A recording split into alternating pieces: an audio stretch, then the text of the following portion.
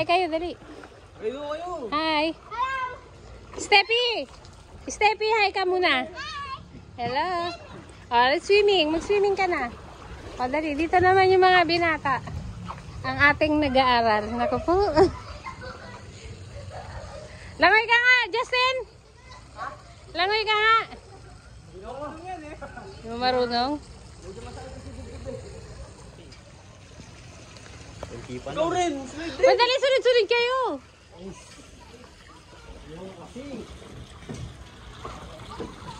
Bug! Malalim ba yan? Ay, oo, malalim yan. Hindi ko kaya yan dyan eh. Abot mo yan, ma? Hindi ah. Abot mo yan. Hindi ko yan abot dyan. 4 feet lang pa eh. 4 feet daw. Bug! Narang yan.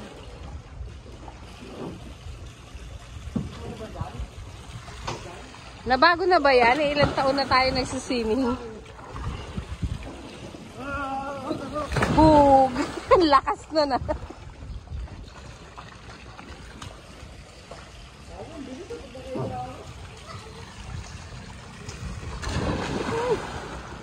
Parang tumayo ka lang eh. Ikaw be? Ano yun?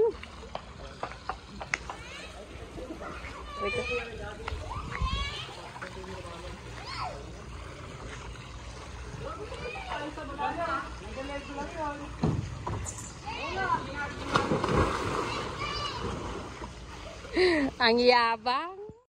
Ayun na nga guys, dahil birthday ng aking pangalawang anak. So, dahilan lang namin para mag-celebrate, magkita-kits. Pero, syempre, 18th birthday niya, celebrate natin ng salo-salo ang pamilya.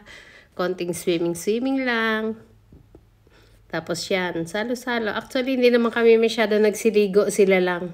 Talagang kumain lang kami.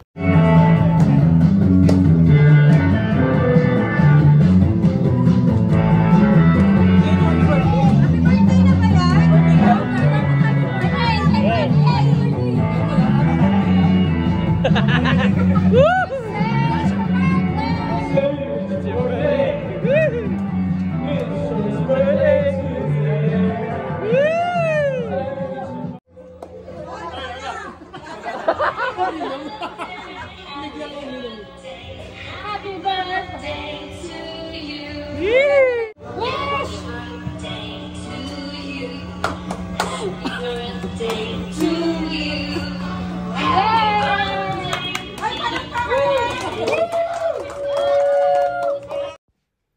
At yun na nga, syempre, malaking pasasalamat namin at nabigyan ulit kami ng mga ganitong pagkakataon. Magkasama-sama kaming magkakapatid, pamangkin. Syempre, medyo malungkot na masaya kasi ginagawa namin ito madalas kasama si mama. Pero ayaw niya naman na kami ay nalulungkot, patuloy lang ang buhay. So, patuloy din yung nakasanayan namin tulad ng pangako ko na pagpapatuloy ko kung ano man yung mga nagawa namin. So kahit wala siya, magsiselebrate kami, magsasaya, patuloy ang buhay, hindi pwedeng malungkot dahil ayaw niya ng ganon. So ayan guys, syempre alam na pagkatas ng blow ng candle, kainan na. At syempre alam na mga teenager at saka yung mga bata, mga isip bata. Kain na ng cake. Saglit na saglit lang ang cake para lang nahanginan. Hindi na pinansin yung iba naming inihanda. Actually, wala naman kaming masyadong maraming handa kasi wala naman talagang planong lumabas or mag-swimming. Talagang banding lang.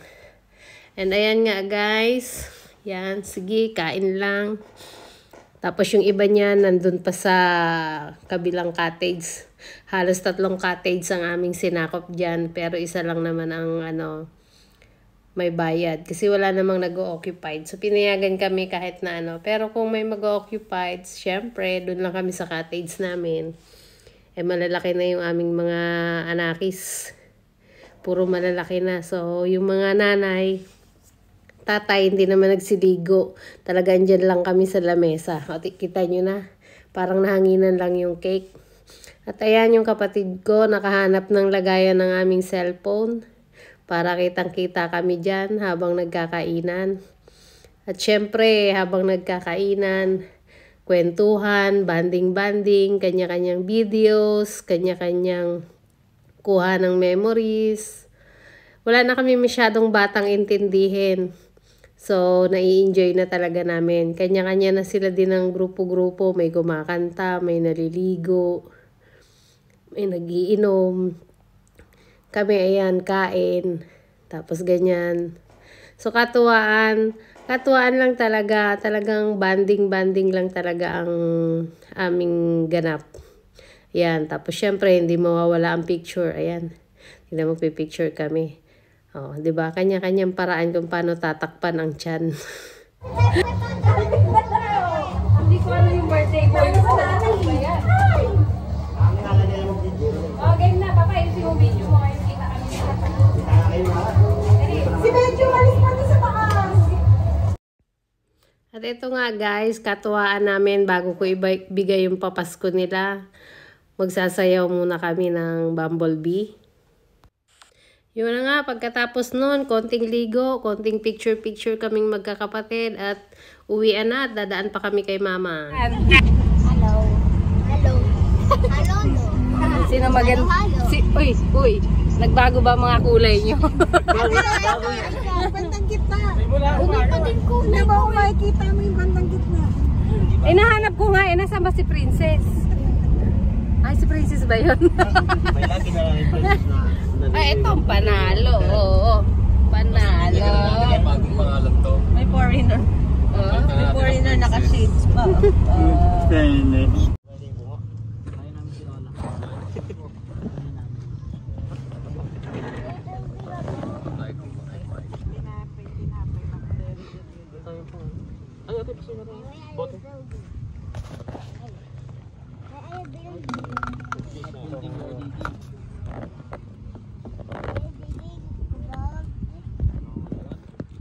Digging the gold. Feel me.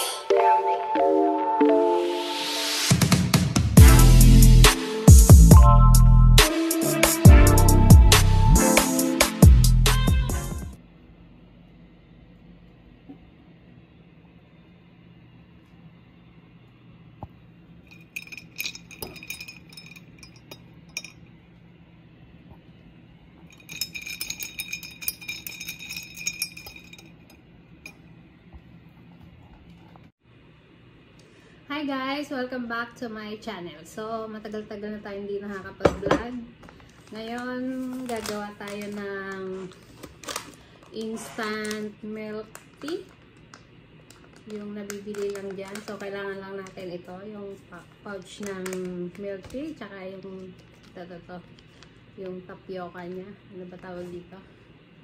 Basta ito. Yung bubble niya. Ano ba tawag dito? So, yun. Basta yan. Sago. Ayun.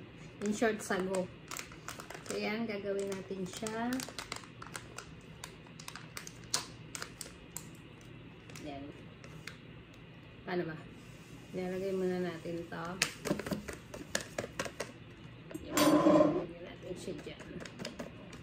Tapos lalagyan. May mainit na tubig tayo. May ice. Tsaka syempre yun. Yun lang ang kailangan natin. So, parang titimplahin mo lang muna siya sa mainit na tubig para matunaw. Konti lang siya, guys. Ayan, konti lang dapat. Ayan. Pag tunaw na siya, lagyan na natin ng ice cubes.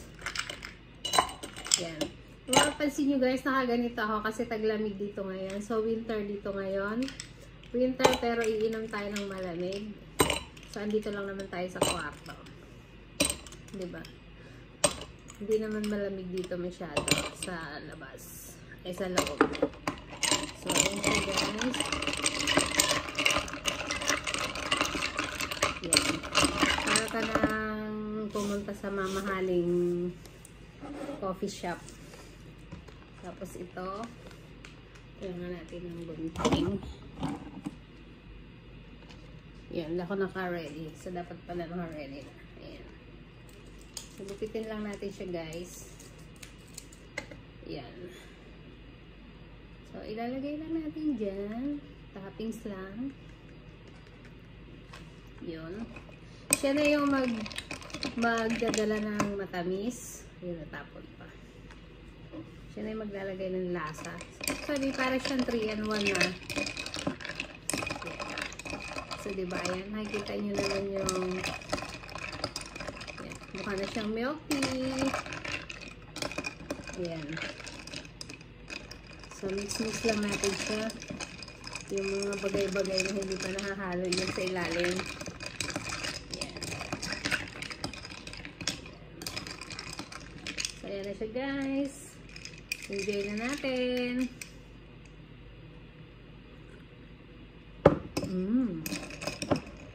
Matamis. Matamis, guys. So, lasang-lasa talaga siya. So, pwede pa natin siya lagyan ng konting mainit. Total may ice cubes naman. Kasi sobrang tamis. Ay, hindi naman sobrang tamis. Actually, matamis lang siya. Depende sa inyo. So, depende sa inyo kung lalagyan niyo siya ng mas maraming water. So, parang gusto kong bilihan ng ganito yung mga anak ko pag uwi ko. Tapos, kunyari, nilibre ko sila. Sige, gagawin ko nga yun. Diba, yayakagin ko silang mag-milk tea. Sinong sa mag-milk tea? Sinong sa mag-milk tea? Tara, nilibre ko kayo. Bibigyan ko sila ng tig-isang pouch na ganito. Nakaisip na ako, guys. Ayan. Ayan, guys. Enjoy tayo. Ayan. Milk tea kayo. Gusto nyo ba? Tara, dito. Tara, milk tea tayo. So, guys, medyo matagal na akong hindi nakakapaggawa ng content. So, by this year, siguro medyo magpo-focus tayo. Magkakaroon tayo ng maraming content. Upcoming content. So, sa mga hindi pa po nakakapag-subscribe, please subscribe po sa channel ko. Pa-comment, like, comment, share na rin po. At maraming salamat po sa mga sumusuporta sa akin. So, although monetize na tayo, pero hindi ba tayo nakakasahod? So, yun yung tinatrabaho natin. Medyo busy sa work. Bukod kasi dito, meron tayong talagang trabaho na syempre, kailangan para sa pamilya. So, ngayon, tatry ko this year na magkaroon ng mga content na makakapagpasaya or makakakuha kayo ng mga lesson sa buhay or mga dagdag, may input sa sarili nyo. So, magbe-base din tayo sa experience ko. So, hindi naman lahat pare-parehas ang buhay natin. Kaya, as a mother of 3, syempre nagsasacrifice tayo. Hindi naman totally sacrifice. So, kasama naman sa buhay talaga yon. So, ibig ko sabihin, may mga responsibilidad tayo para sa ating mga anak. Kaya ginagawa natin ang lahat para sa kanila. Kaya, so, tara, subscribe na kayo. Enjoy po!